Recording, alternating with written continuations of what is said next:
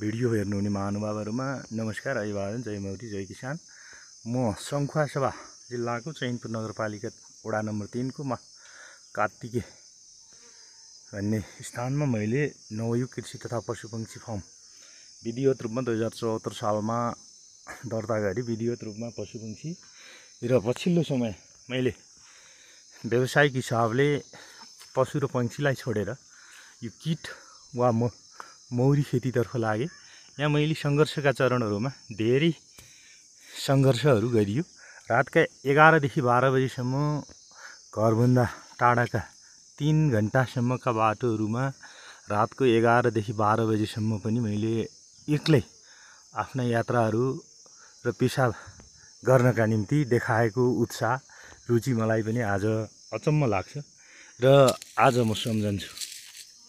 र व्यवसायमा केही हदसम्म आंशिक रूपमा सन्तुष्टि मिल्दै गर्दा एउटा लगानी गर्ने समयमा आफूले लगानी गरियो आर्थिक, भौतिक तथा बौद्धिक रूपमा लगानी गरेको खण्डमा व्यवसायिक हिसाबले सफलताका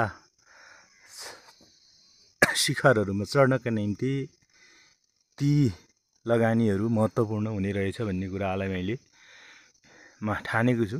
र व्यवसायमा हो कुन व्यवसाय कसले कहाँ के गर्ने भन्ने कुराहरू समाजले निर्धारण गर्ने होइन, यो सबै मानिसले गर्न सकिने व्यवसाय हो। तर मानिसको बौद्धिक क्षमता र टेक्निकल कुराहरूलाई ध्यान दिँदै गर्दा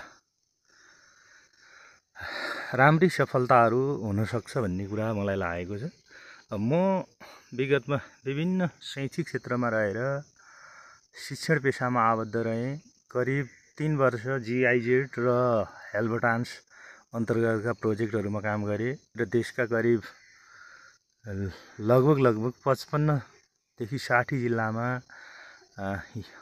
यात्रा तथा कार्य अनुभवहरूलाई सँगाल्दै पछिल्लो चरणमा मैले नेपालमा कृषि क्षेत्रमा सम्भावना देखेँ र विभिन्न तालिमहरू लगेँ र त्यसमा पनि मैले स्याम्पल टेस्टहरूका रूपमा विभिन्न व्यवसायलाई अगाले पछिल्लो समय मलाई लगानी गरेर एउटा यो व्यवसायबाट सफलता मिल्छ भन्ने आफैले निष्कर्षमा पुगे र मैले मौरी पालनलाई सम्हालेको छु। र यो अवस्थामा म फेरि पछिल्लो समय शिक्षण पेशामा रहेर शैक्षिक जगतमा काम गर्ने मौका पाएको छु र यो सबै समयहरूलाई व्यवस्थापन गर्दै मैले यो काम गर्दैछु।